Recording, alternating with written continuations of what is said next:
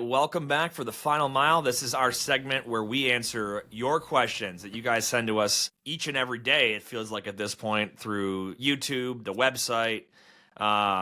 We appreciate it. So we can't get to every single question. We try to answer a lot of them on YouTube or on the show or via email, but we got some good ones that we'll get to today.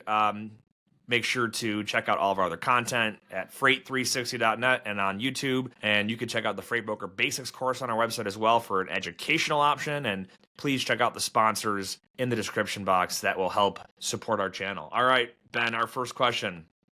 Does a broker and a dispatcher play the same role? And if not, can one person be the dispatcher and the broker? So I'm assuming the way that they're using the word dispatcher can be taken multiple ways. What I want to say is if you're a dispatcher for a trucking company, or like an independent dispatcher that represents trucking companies, you are not a broker. Those are two different things. Brokers are licensed, dispatchers are not licensed. There is some TIA industry standard like guidance on dispatch services, but there's no like legal groundwork for it at this point. Can you be both? You could be both. So how would you take this? Because I want to make sure we're not talking about like the dispatcher inside of the brokerage who's actually like contracting the truck and tracking. When it says the same role, I'm gonna zoom into the word role and try to define it from there, right? So role could mean a few different things. Like if you're meaning the role is like what you're doing all day, meaning like you are connecting a carrier with a shipper that has a load, right? Like that is different for a dispatcher than a broker, right? So for a dispatcher, the way I always understand the guidance is you do not have the ability to choose between motor carriers for any given load as a dispatcher. As a dispatcher, you are contracted with a trucking company and you are able to source loads for that trucking company and book their trucks on that load. You are not able to book of many multiple MCs for one given load. You work for the trucking company, you book loads for them as a dispatcher. The thing that makes it a little confusing is under the guidance, my interpretation is that like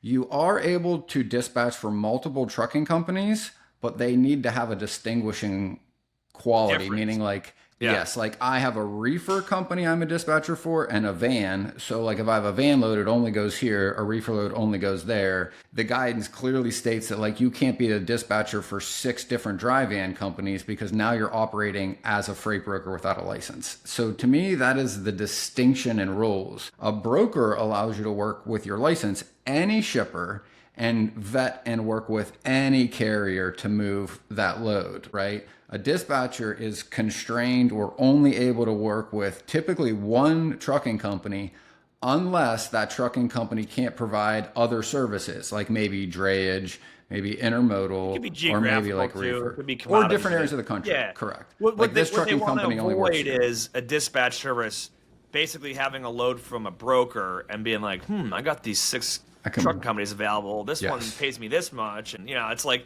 if you're, they're then having some control over, carrier selection. That is a freight broker's role, and that's our license. Yep. The ability to vet and determine the carrier selection. Yep. You can determine the carrier selection, but it has to have differences. Like to your point, like I can use this trucking company and they're all vans because they only operate in the Northeast. Oh, I need to move this load in the Southwest. I can use that trucking company I'm contracted with for that load because one can't do the other one's load.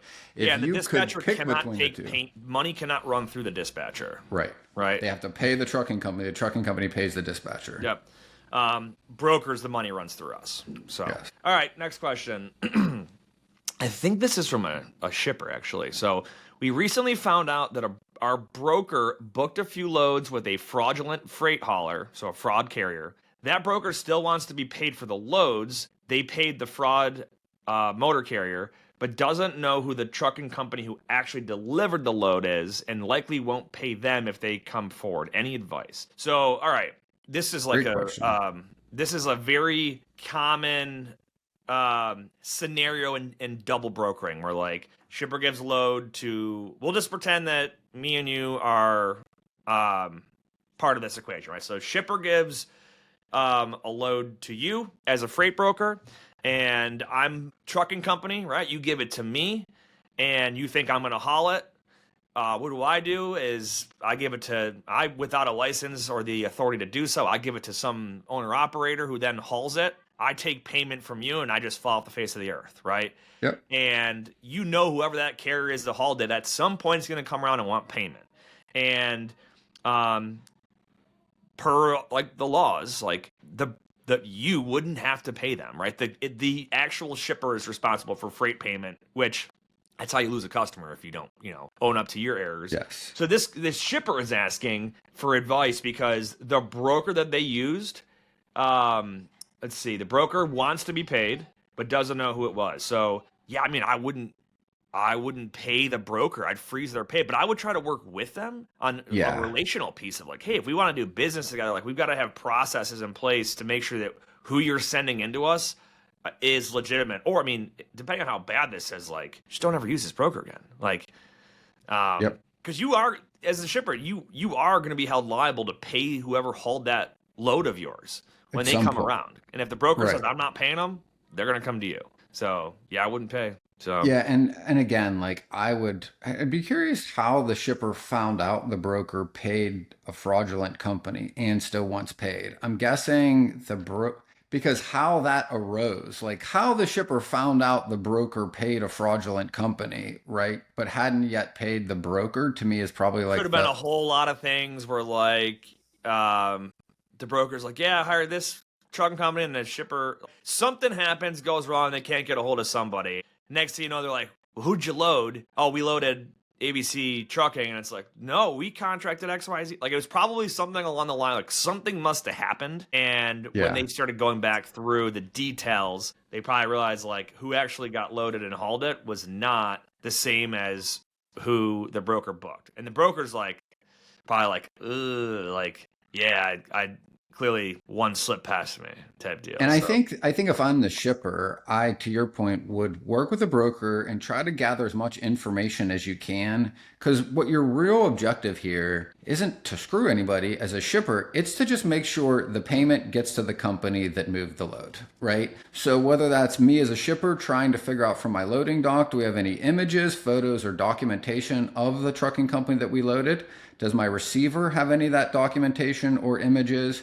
Try to find the MC of the carrier that actually hauled it, get them in the loop to contact them to make sure they're involved and the money gets to them.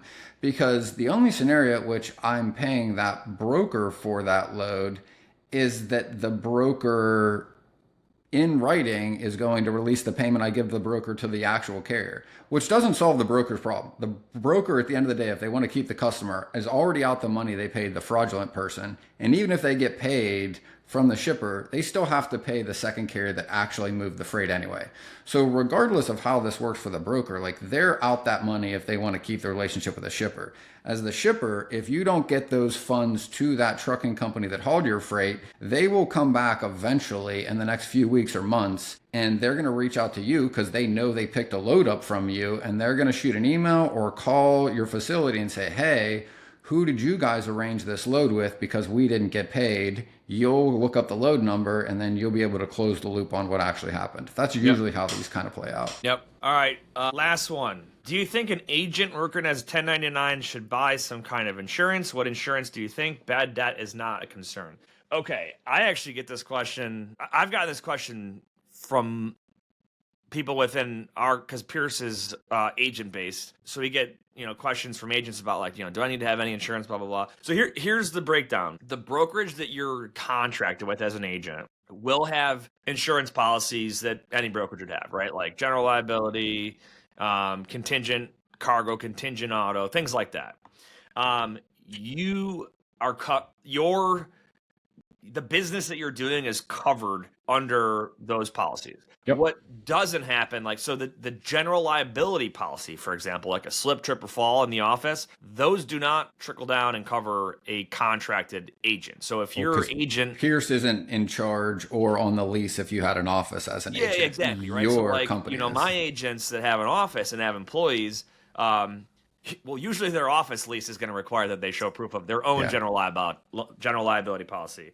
But yes, that is an instance when you would want to have a policy to cover things of that nature. So if someone's in your office and falls and breaks their back, you're not going to lose your house over it. So, but as far you don't need like a contingent cargo policy or anything like that for your shippers. Let me throw what if scenario at you. Sure. I'm an agent for you. Yep. Say Pierce does not have receivables insurance. Okay. Yep. But Pierce, in my contract as a 1099 agent, you guys pay me on loads delivered. I'm not saying that is your setup, but like that's not uncommon for some agents. We pay on invoice. Sorry. Okay, so the scenario you're going to give me has probably happened at our company or something so close. I'm getting paid on loads delivered every week, right? I'm paying my employees as an agent underneath Pierce, but then my customer, of which Pierce approved credit for, because Pierce is funding the invoices and taking the risk between paying me and when they get paid from my customer.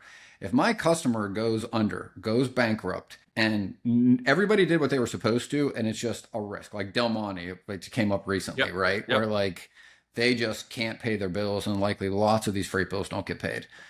Is there a scenario in which me as an agent wants to pay for my own receivables insurance? Because if my customer doesn't pay you, Pierce is going to withhold future money from me. It's not like you're just going to eat that risk and be okay with my getting paid on all my loads and you being stuck for the invoices. Yeah, so like the common agent world practice is... Like we use a receivables insurance company, right?